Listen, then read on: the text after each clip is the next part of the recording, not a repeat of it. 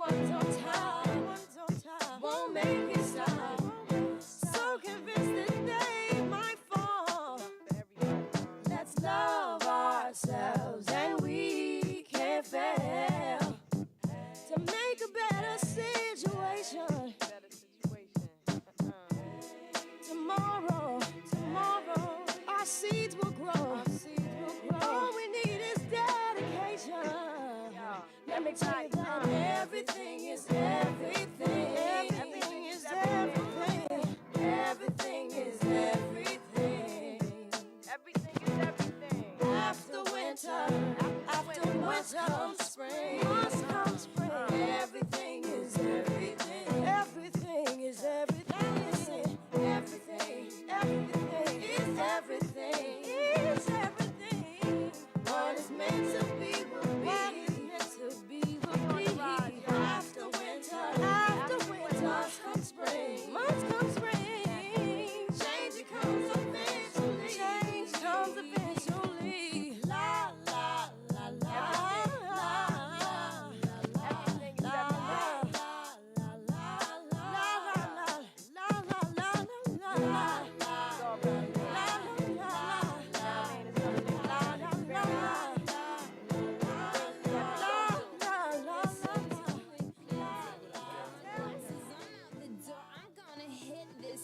Let's go. Before I leave, brush my teeth with a Ladies and gentlemen, please take your seats as the program will begin momentarily. clothes, boys blowing up our phones. Drop top and playing our favorite CDs, pulling up to the parties, trying to get a little bit tipsy. Don't stop, make it pop, DJ blow my speakers up tonight. I'ma fight till we see the sunlight. Tick tock on the clock, but the party don't stop. No, don't stop, make it pop, DJ blow my speakers up tonight. I'ma fight till we see the sunlight. Tick tock on the clock, but the party don't stop. No. Ain't got a care in the world, but got plenty of beer. Ain't got no money in my pocket, but I'm already here. And now the dudes are lining up, cause they hear we got some swagger. But we kick 'em to the curb, unless they look like Mick Jagger. I'm talking about everybody getting crunk. Boys try to touch my junk. Gonna smack 'em if you're getting too drunk. Nah, we go until they kick us out. The police shut us down. Police shut us down. Police shut us down. Don't stop, make it pop, DJ blow my speakers up tonight. I'ma fight till we see the sunlight. Tick tock on the clock, but the party don't stop. No. Don't stop, make it pop, DJ blow my speakers up tonight. I'ma fight till we see the sunlight. Tick tock on the clock, but the party don't stop. No.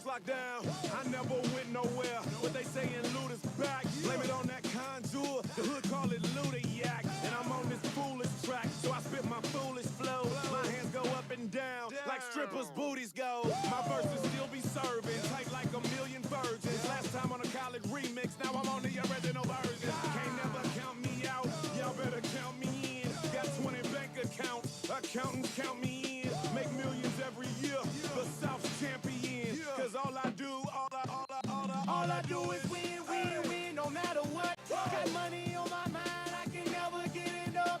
And every time I step up in the building, everybody hands go up. And they stay there, and they say yeah, and they stay there. Cause all I do is win, win, win. And if you going in, put your hands in the air, make them stay there. Swerving in my low, head on the swivel, you know serving me's a no-no. Clean as a whistle as I pull out in my Rolls Royce. Yellow bone passenger, they see it, they say, oh boy. Tell Kelly, back it up, my call me loco. Down for armed trafficking, don't make me pull up. Ask you what you laughing at, represent that mud life. Dirty money, better get your mud right. We come together holding hands and holler hood life. We all strapping all black, it's like, life. You riding or what? 'Cause we riding. Please welcome Everytown for Gun Safety President John Feinblatt.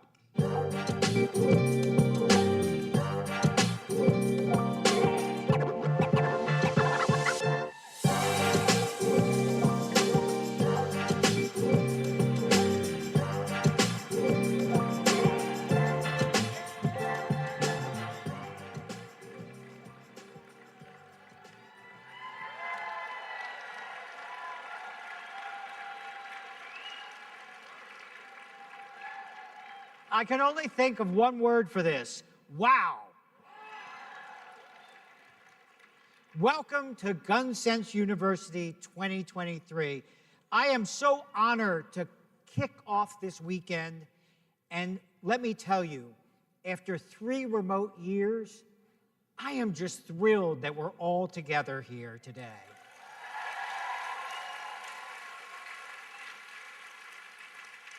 And let me tell you, you all are just a sight to behold. So, let me start, though, by thanking some Illinois Gun Sense champions who were in the House with us today.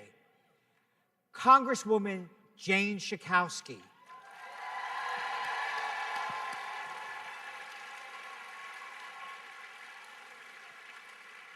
Congresswoman Lauren Underwood.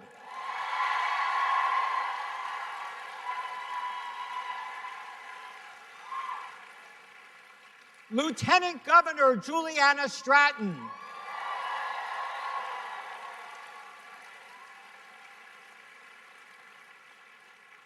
And today in particular, I want to give a big, big shout out to my friend, Attorney General Kwame Brown.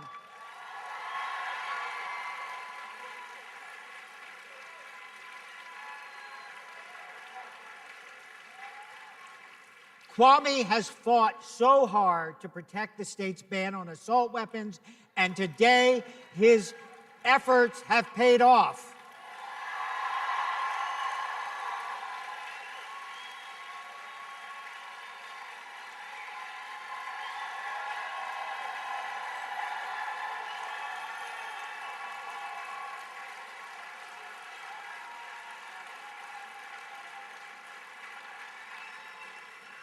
So, one more time, let's give all our special guests today a big round of applause.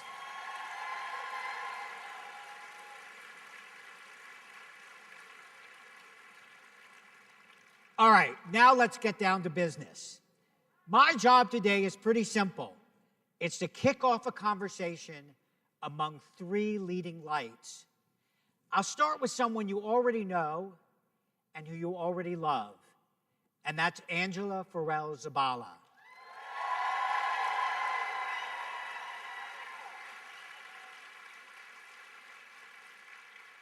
As all of you know, Angela is the new executive director of Moms Demand Action, And I've had the privilege, the incredible privilege of knowing Angela for the past 4 years.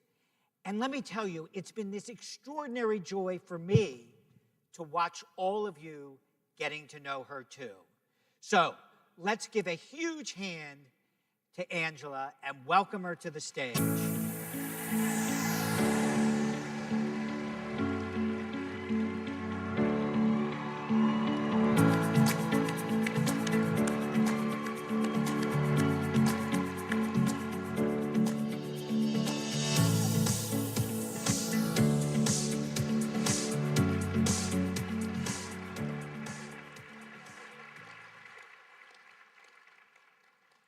Our next guest doesn't need any introduction, at least in my household, he doesn't. And that's because my teenage daughter may be his biggest fan. Most Americans know Jason George as Dr. Ben Warren from Grey's Anatomy and also from Station 19. But make no mistake, Jason Halls also has a very, very big fan club right here in this room. And you know what? He deserves it because he always answers the call. He always shows up and he always goes the extra mile. So on behalf of Everytown and my 18-year-old daughter, of course, please join me in welcoming Jason.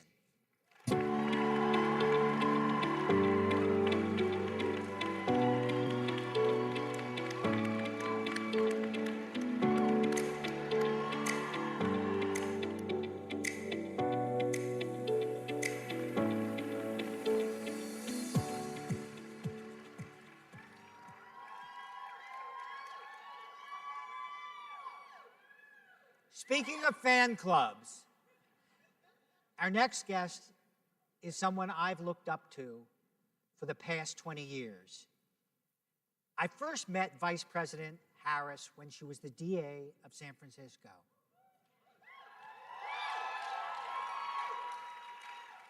And let me tell you, it was clear back then, as it is today, that she meant business when it comes to gun safety. You know, gun violence has never been abstract to her. She saw it up close every time she visited a crime scene, every time she consoled a victim's family, and every time she pored over medical records. But as we all know, her commitment to gun safety has remained strong and it has remained steadfast. She kept fighting when she was AG of California. She kept fighting when she was elected to the US Senate. And she's kept fighting now as vice president. Together, she and President Biden lead the boldest gun sense administration in American history.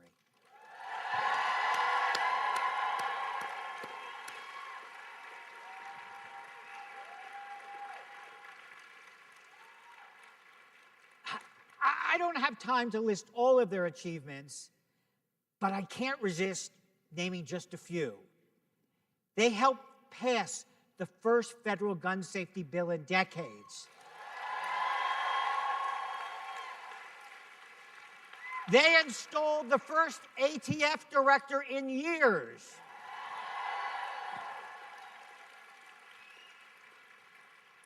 They used executive action to stop ghost guns. And they're making big investments in community-based organizations.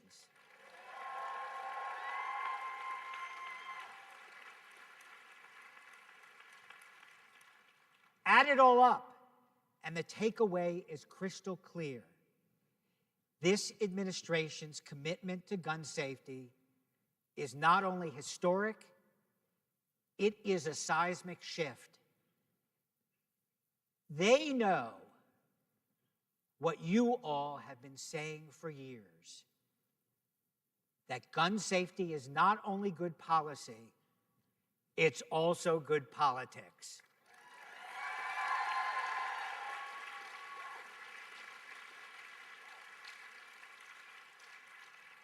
And that's why Everytown proudly endorses the Biden-Harris ticket.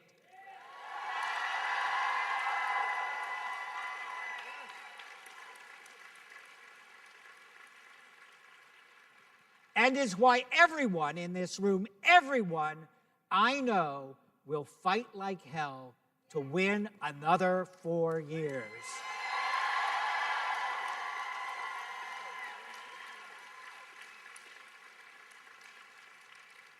So, without further ado, the moment you've been waiting for, please join me in welcoming the Vice President of the United States, Kamala Harris.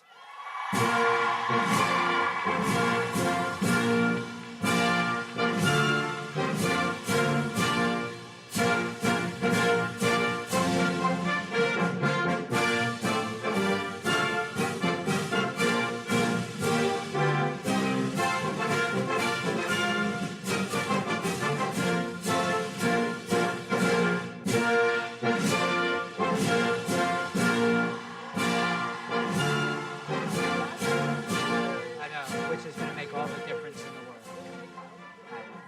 All right, the stage is yours.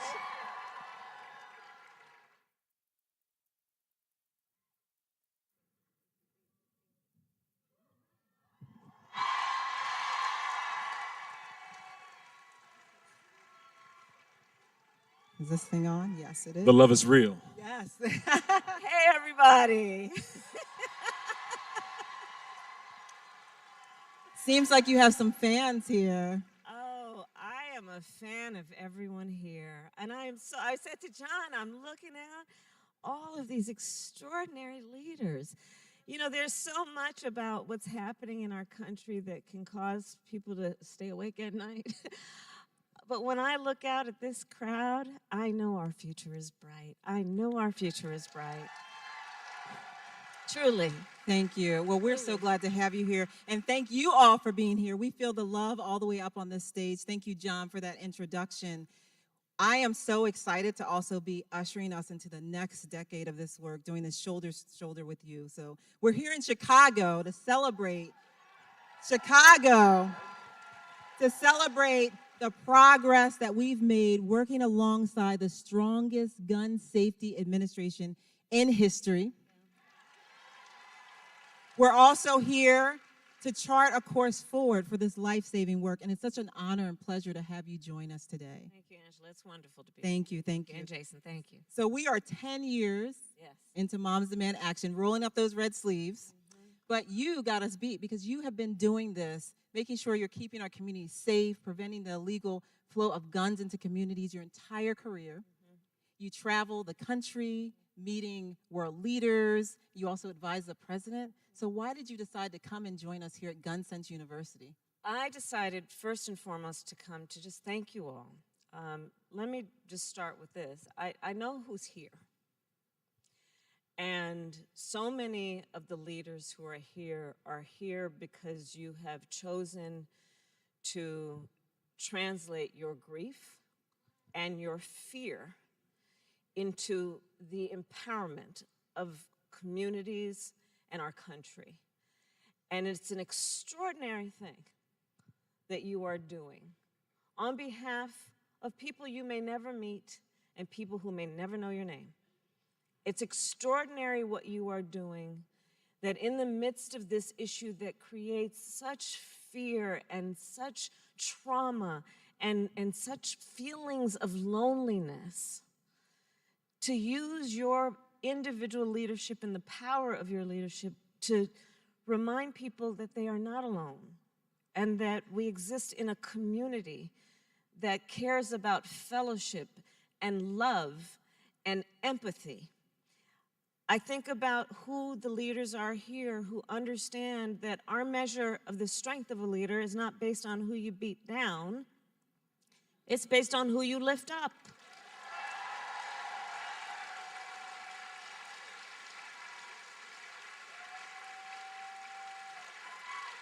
You know? So I'm here to thank you. I'm here to thank you.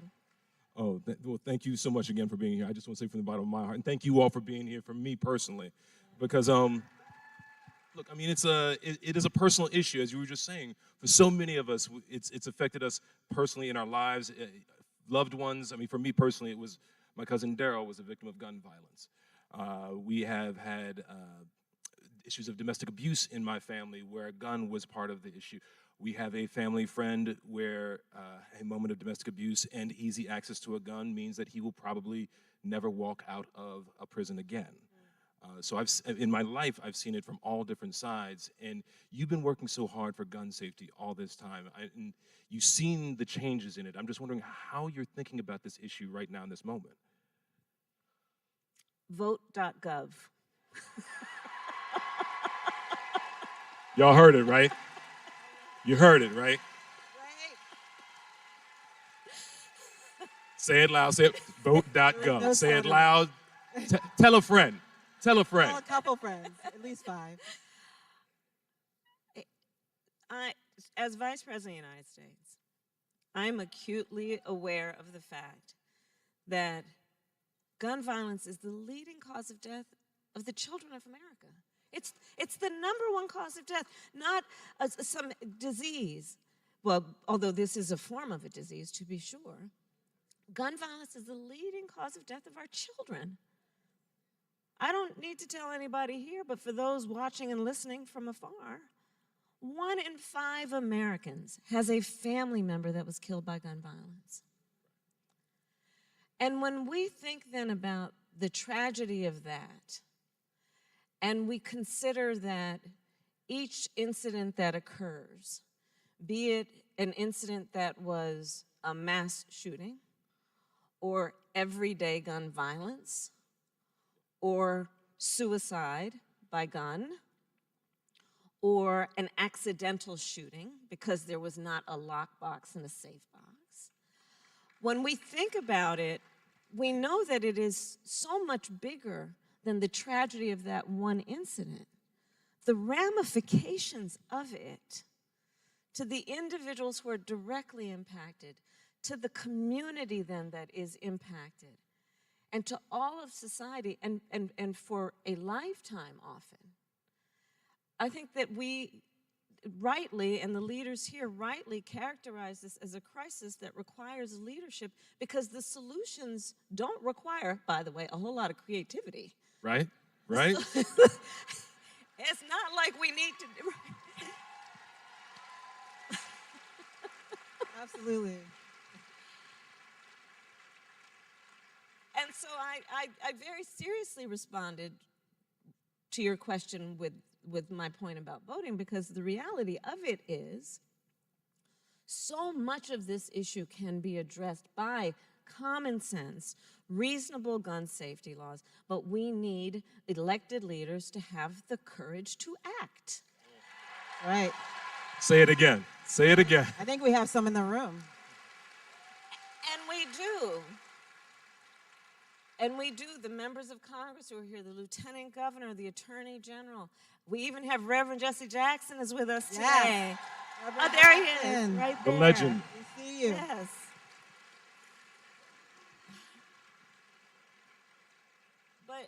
But we and here's the thing about this issue that I think we all know, and it is that there are some people who are just trying to sell a false choice, which we know to not buy. That false choice be to suggest that you're either in favor of the Second Amendment or you want to take everyone's guns away. And I believe in the Second Amendment, but I also believe we need to renew the assault weapons ban. We need red flag laws. We need universal background checks.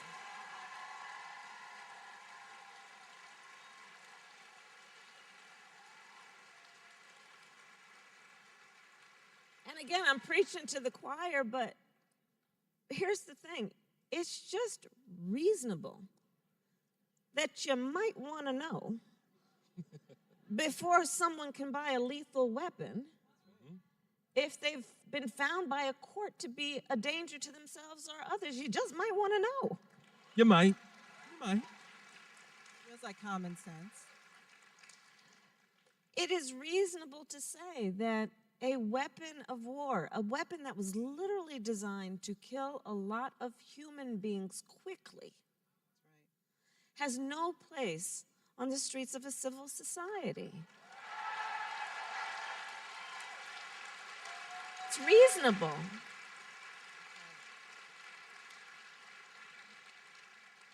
And I think it is also reasonable, as a former prosecutor, to say that it is reasonable to say that the gun manufacturers should not have immunity from litigation. That right there. On this issue. You know, you can on the one hand say, you know, it's interesting how some of the people who are there are the people who are fearless, and then there are people who are feckless. And it is interesting to me. Oh, we gotta have real talk up here, right? We're gonna get real. We're gonna get real. It is interesting to me how some of the very people who refuse to engage in a meaningful debate and discussion on this, who refuse to pass reasonable laws, are the same ones who talk about accountability all the time. The hypocrisy of that. And I think all these things need to be called out and addressed on this issue. And we don't have a moment to spare, nor do we have a life to spare on this issue. Not a moment to spare, not a life to spare. That's a T-shirt. That sure is. And you just named it. You named, when you started speaking, about this being the leading cause of death for kids and teens in this country. Can you imagine? It's absolutely outrageous and unacceptable. And then when you turn on the TV, it just feels like every single time there's news of some other senseless tragedy. And it doesn't even take into account the daily gun violence and the stories that never even get a headline. Absolutely right. We know in this room that this is a public health crisis and this is an epidemic. So what is the administration doing to help keep our communities safe and protect them? Yeah, so John mentioned a number of things. We are proud, President Biden and I and our administration, that we were able to push forward and help pass the first meaningful gun safety legislation in 30 years.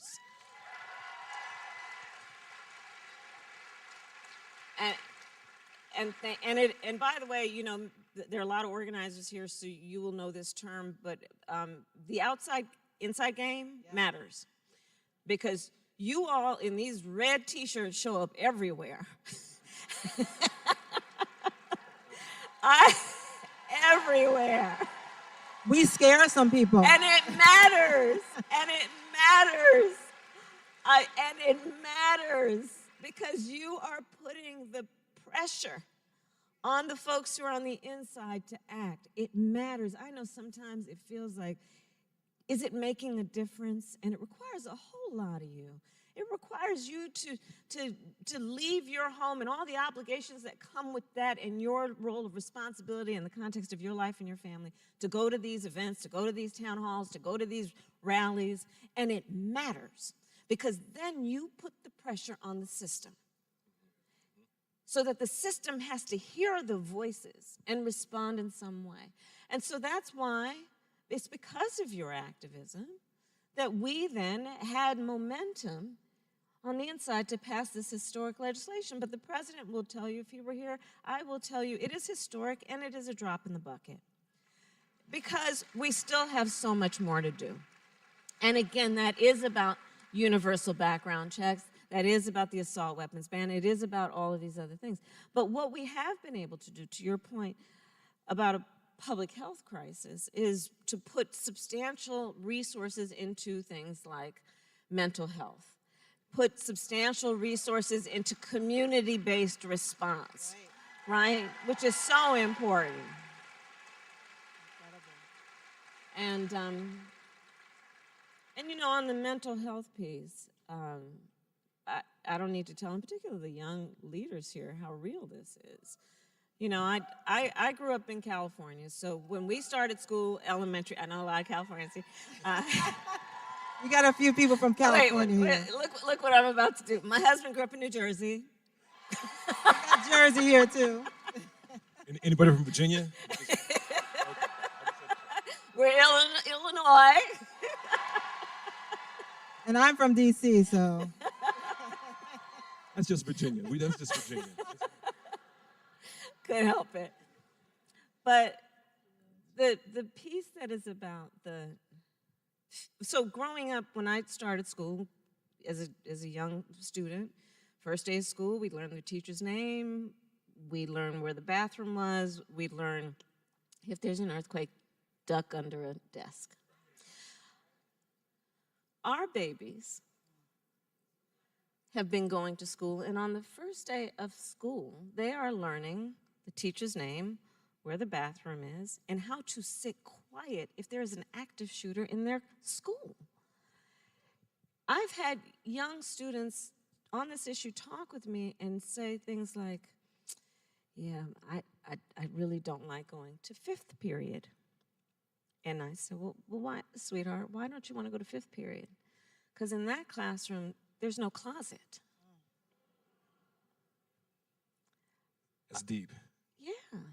Our children are supposed to be sitting in a classroom with their mind open to all of the wonders and beauty of the world. And half of their mind, because they are realists and they are paying attention, are concerned about where their chair is situated as it relates to the door of the classroom. Or you've got these, again, I'm going to put them in the same category, all these other people that don't have the courage to act, some of them will say, well, you know, the solution here, strap a gun to the teacher. Our teachers want to teach. Our teachers want to teach. Makes no sense. And we don't pay them enough as it is.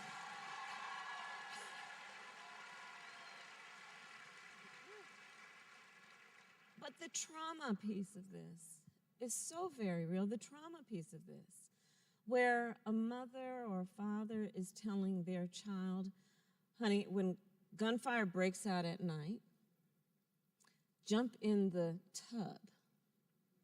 Because if you're laying in the tub, that stray bullet is unlikely to hit you. This is America. And this kind of self-inflicted harm has got to stop.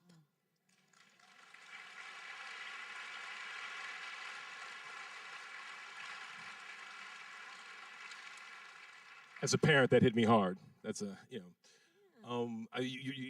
were talking about how these lovely people are busy people, but they take time out of their lives to be activists. You are an incredibly busy woman. You've been working for gun safety for so much time, but you also handle a lot of the administration's other issues. My favorite phrase that you use is that the right to be safe is a civic right. A civil right. I do believe that. Is it, and that's an amazing phrase. So, but there are a lot of other civil rights and issues that you talk about that you are handling for the administration. LGBTQ+, yes. Reproductive rights, yes. Yes. Voting rights. Yes.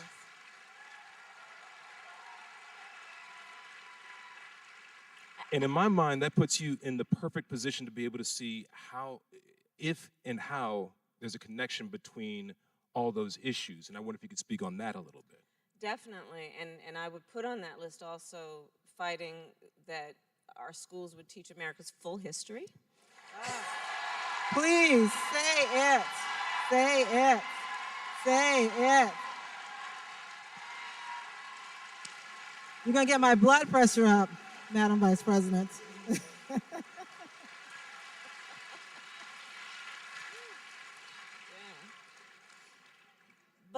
But to your point, so Jason, I love, okay, so this is where you're going to hear the geek in me. I love Venn diagrams. So those 3 circles, sometimes there's more. Geek out. Love and you can tell so much if you just look at where the intersections are. So I've prepared, and I've asked my team to prepare a Venn diagram on from where are we seeing the attacks? On voting rights, on people's access and right to reproductive health care, on LGBTQ rights, and then you can put this circle on it, and those who refuse to propose and fight for reasonable gun safety laws, and you will see an extraordinary intersection. And here's what that also tells you, and this is the beauty of organizing and all movements. Incredible opportunity for coalition building. Incredible opportunity for coalition building. Because to your point about, I do believe that the right to be safe should be thought of as a civil right. And a human right, I heard somebody in the audience say, and it is about freedom, right? And including, and this is a very maybe simple point, but I think very important, the freedom to just be. To just be. To be safe. The freedom to exercise your right to exercise your voice through the ballot. The freedom to make decisions about your own body and not having the government try to tell you what to do. Right? The freedom to love who you love and be open and proud about that. So the intersections are pretty profound, because there is a collective movement, if we see the connections, that is about freedom. And I will say then, I do believe that when we are in the fight for America to realize her promise and to achieve the foundational principles of freedom and equality, we are acting in one of the most purest forms of patriotism, because we are fighting, born out of love of country, for America to achieve her ideals and the promise of America.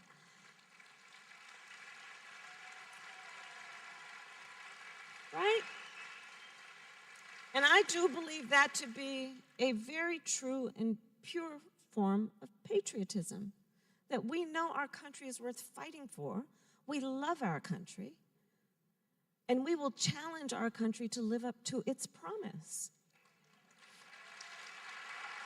Right?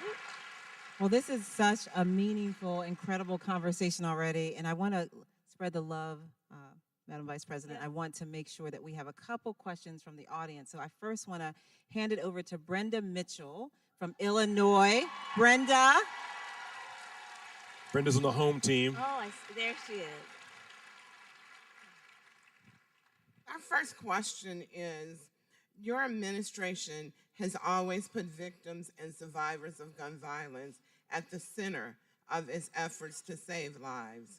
I know you've personally visited with so many survivors of gun violence like myself, and seen how the trauma impacts an entire community. What have you learned from traveling across the country and meeting with communities impacted by gun violence? Thank you, Madam. Thank you. And I had the honor of speaking with you before we came out here, and I just want to thank you again for the courage that you have shown to lead in spite of the extraordinary loss you have suffered.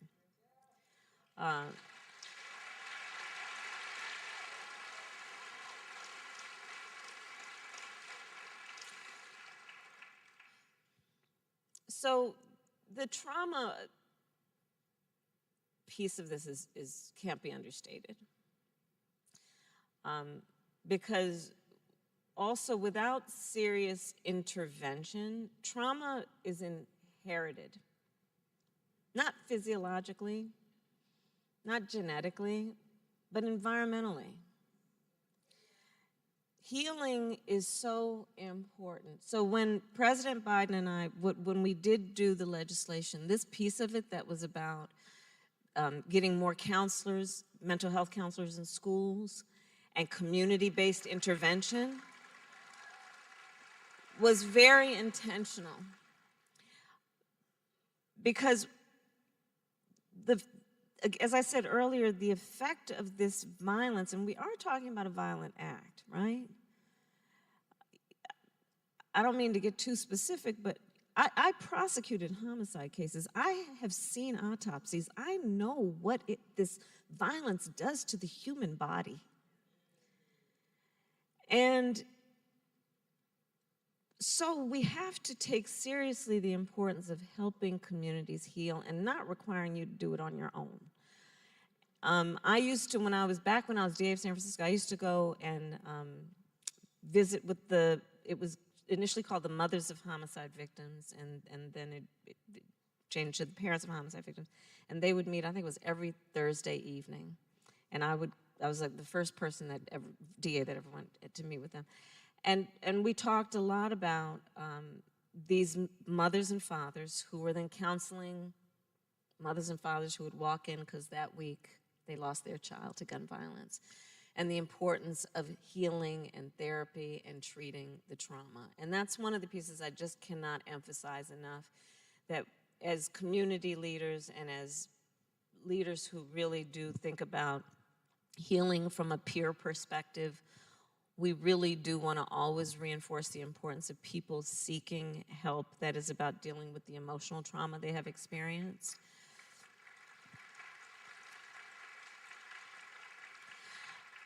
But the other thing that I see over and over again throughout the country, every year, always, and most recently as vice president, I went to Buffalo, right? So that's a grocery store. I was, in Monterey Park. It was a community center. July 4th parade. I've been to these places. Atlanta, small businesses. We also have to realize that throughout our country, every day people are having this experience, and these so-called leaders need to hear these voices and act in a way that understands this really is about a public health issue as much as it is anything, and we cannot let them get away with politicizing this or pretending that this is some intellectual, ideological debate when there is literally blood on the streets.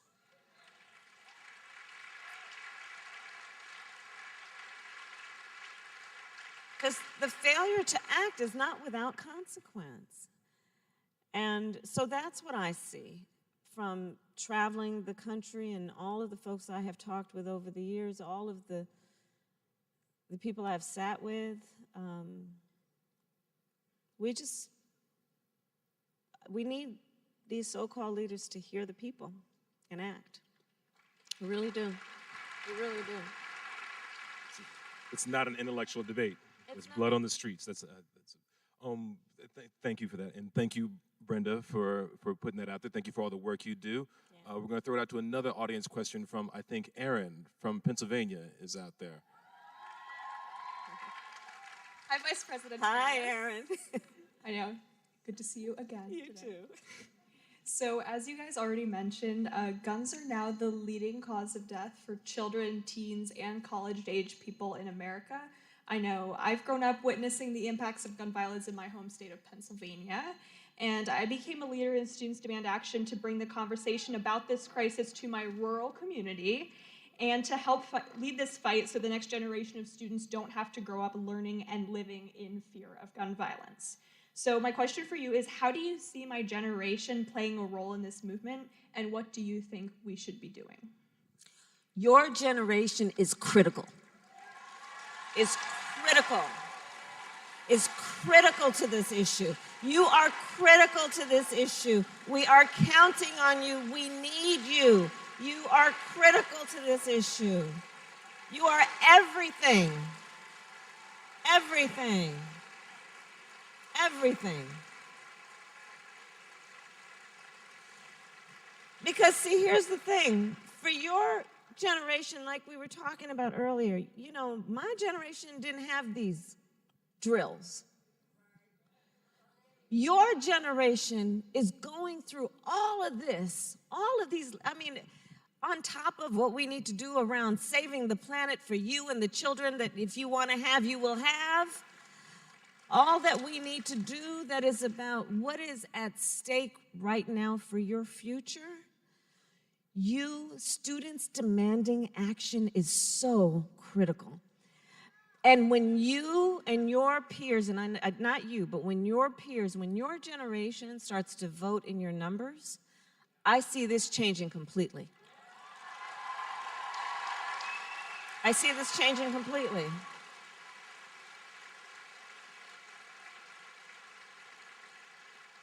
Because you and I talked about it. In terms of the community in which you live, people like to legally use guns for hunting and things of that nature, and that's fine. What we're talking about is not about that. And you know the difference. And you know the difference between that issue and the fear of an active shooter roaming the halls of your school. And you know what the solutions look like, and you are demanding it, and you're going to continue to demand it. You guys are everything. Your generation is everything to this issue. Everything. Everything. So just register your folks to vote. Vote.gov. Vote.gov. Vote.gov. And tell 5 friends at least. Well, thank you so much, Aaron and Brenda, for your very thoughtful questions. Thank you, Jason, for being here. You always come when we call, and you put your heart into this work, so we appreciate you. It takes all of us. Thank you, thank you, thank you. And mostly, thank you, Madam Vice President. Thank you so much for your leadership. Thank you for your tireless work. Everything that you do, we do it together, but what you do makes a difference, and it saves lives. We are absolutely proud to have you and President Biden in the White House as our gun sense champions. Thank you so much. Give it one more time. Madam Vice President.